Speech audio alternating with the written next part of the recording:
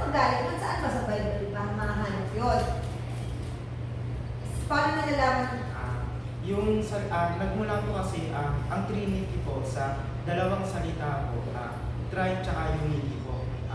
Yung try po, try that is threeness in God po. And yung naman po, unity, oneness, unity po. Saan siya nakuha? Yung salita pong unity po, inimbento po siya ng tao po. Saan yung try din? Saan naman yung nagawa? Yung Try. Di ba sabi try tapos unity? Saan naman nanggaling yun? yung try. Di ba sabi mo Trinity, di ba? Try, pinagsamang try at unity, yun ang explain mo na. Tama? So saan naman galing yung try? Sa Christian po. Okay. Yes, any idea? Saan galing ang Trinity? Hindi siya matatagpuan sa Bible, manilaw sa akin yan. Yung word na Trinity is a man-made na word to explain that one God in three persona. Yun ang origin ng word niya is mula sa Trinus, Latin word yan. Ginawa yung salita na yan after death. That's 2nd century. So, ibig sabihin yung kaya bakit wala siya sa Bible? Kasi hindi siya kasama talaga yan sa Bible. Yung para ba, yung salita is root, saan nagmula?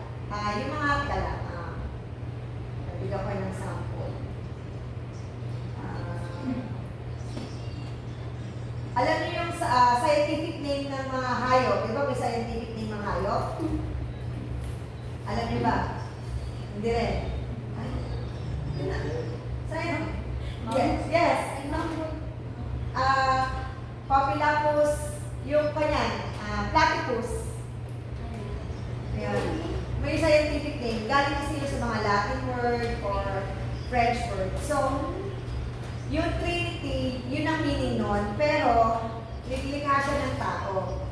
Kaya para hindi na tayo kung bakit ginawa yun, is ginamit yun ng Christianity ng mga panahon to describe na iisa ang Diyos in three persona. Tri means tatlo. Tri. Tapos linis. Trinus yung Latin word niya. Tapos meron pa Trinatus. Parang ganun ata. Basta Trinus to. Yun ang origin nun. Tapos hanggang naging Trinity. Sa English version na. So, ganun. So, para mas madali nga, pag tinanong tayo, ano kayo? Oneness or Trinity? Pag oneness kasi hindi ko maintindihan. Hindi ko ma-explain. So, idea kayo. So, tayo, we believe that there is one God in three persons. That's God the Father, Jesus Christ, and the Holy Spirit. Ang isa rin tuloy doon is sabi na always one siya sa ngalan ng Ama. Kaya that's why there is So, three. ibig sabihin, kung papasmasan mo lang sa pamamagitan ng Ama, so may kulang. Oo. So, hindi mo... Kailangan kumpleto sila na.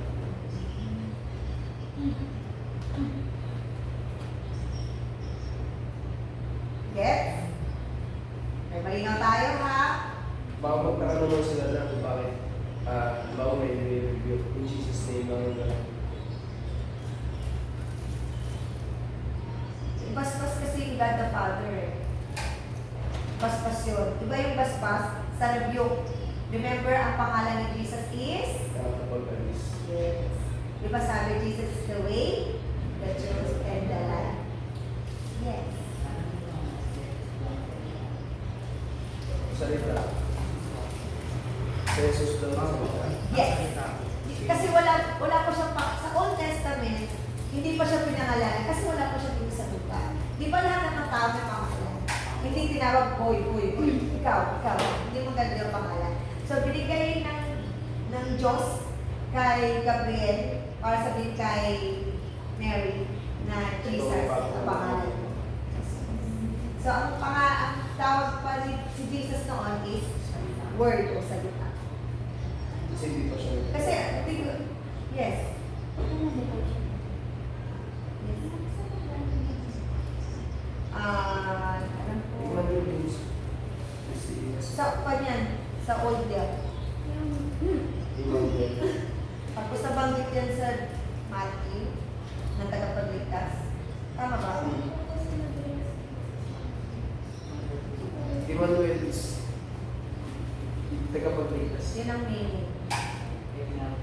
Oo, para bang ang pangalan ni Nico ay Nicomar, pero ang bansag sa'yo ay love.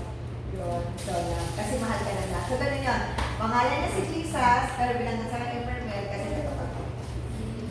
Tama ba ako, Emmanuel? Parang tama, no? Savior ang Emmanuel. Tapos, gusto ko tanongin kay Pastor kung ano yung pangalan ni God, God the Father. Sabi is Yahweh nga. Yeah. Tapos, napakinggan namin ni Tito Mel is, ang spelling nun is Y-W-Y-H. Ang pronunciation is, yung para bang, Dagan lang siya ng bars. oo, para madali i-pronounce. Oo, kaya yun yung word. Vowels. Vowels, ayan. Nasa Sabi is, simula daw nung ipinanganak tayo, ang sigaw ng baby, hindi uha. Ayun.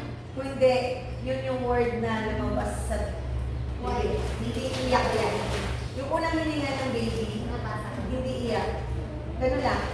Magandang gabi po. Belly. Tapos yung huling hininga natin, kaya ang galing yun lang. So, tanongin natin pagdating natin sa langit kasi ang dami mga question. Parang kung isang pastor ba kasi sa ibang pastor ko ng church. Ang church ko sa parang church ko ng Christian sa kasi ano po, may nakasalat ko sa court ko na white tapos ako. Yung nakusalat nila na ang tamang religion ko is flowers. Pero district ko ng pastor ko na kaya sa akin mo dito is wala ko ng pastor because wala ko So, tanongin natin si Pastor Edgar, Pastor Ed, makakatulungan tayo. So, tandaan yung mga tanong niya. Kasi nga, hindi natin alam, hindi tayo mahilig magbasa eh. Hindi rin ako mahilig eh. Yan. Pero natutuwa ako kung nagpa-question tayo na na-intrigue ako. Kaya ang sarap magbasa. Masarap mag-aral pag may kasama. Yeah. Yung kasi po na water pa rin po nandun po sa last of the Lakas ako. Ano sino kami mo? Yung Relax. Sa Exodus 18 to 20. Sige, sagutin ko yun. Sige, open na open. May gusto kasi akong... Ay, sige pala to. Thank you, Kuya Nico. Ito may araw. Yeah. Mula 18 hanggang 21. 22. Tama. Okay, sabi sa 18, pakikinggan ka ng mga tagapamahala ng Israel. At pagkatapos, pumunta kayo ng mga tagapamahala ng Israel sa hari ng Ehipto at sabihin sa kanya, nagpakita sa amin ang Panginoon, ang Diyos ng mga Hebre. Kaya kung maaari, payagan ninyo kaming umalis sa 3 araw, papunta sa disyerto para maghandog sa Panginoon namin Diyos. Pero, alam ko hindi kayo papayagan ng hari ng Ehipto. Maliban na lang kung mapipilitan siya. Kaya parurusahan ko ang mga Ehipsyo sa pamamagitan ng mga himalang gagawin ko sa kanila. At pagkatapos noon, papayagan na niya kayo umalis. Magiging mabuti sa inyo ang mga Ehipsyo at papapaunan pa nila kayo ng pag-alis. Sa pag-alis ninyo. Ang mga Israelitang babae ay manghihingi ng mga alahas ng pilang dito at mga damit sa mga kapitbahay nila na Ehipsyo at sa mga babae bisita nito. Ang ipapasuot ninyo ang mga bagay nito sa inyong mga anak. Sa pagmaganito nito, masasaksan ninyo ang ari-arian ng mga Egyptyo. Any idea? parang mas malawak na kahit na lang kung gawin as long as kung may guidance to life yung talagang ng mga parang sa kasi parang kaya ka ng kahit sino. Correct? Correct? Malapit na to. Malapit na to. Yes. Malapit na. If na lang namin nyo yung bawat verse, habang nagsasalita kayo, mabivisualize nyo kung ano yung sinasabi. Marirealize nyo. Kasi ilang beses ko siya binasa eh. Marirealize nyo na napakabuti ng Panginoon. Itong verses na to magpapatunay na katulad ng word na ginamit ni Nico, plano ng Panginoon. Doon sa verses 19 and 20, ano ba? Tama. So, sabi. Ayun, 19 and 20. Si God ang nagsasalita dito kanino? Mga isa. Ay, di pala. Tama. Kanina siya nakausap. Kanina siya nakausap.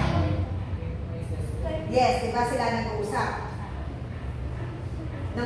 Alam ng Diyos kung ano ang mangyayari. Kaya, may nakalatag ng solusyon ang Panginoon. So kung tutuusin, lahat ng buhay natin, alam ni Lord ang bukas. Dahil alam ni Lord, mawawala ang tsinelas mo, bibilang ka agad ng nanay mo. Prepare siya. Nagigets nyo? Napakagandang verses na to na talagang patunay. Nagigets nyo? Sorry. Oo, sorry. Verse 18. Ito yung 5 points. Nakasot ka na ba? Gets. So, ang buhay natin ay nasa ilalim ng pamamahala ng Panginoon at alam niya ang mangyayari sa atin sa hinaharap. Hinihintay ko lang yung word, na may word ka na plan, pero may kulang pa doon. Oo, kalooban ng Panginoon, pero alam ng Diyos at hawak ng Diyos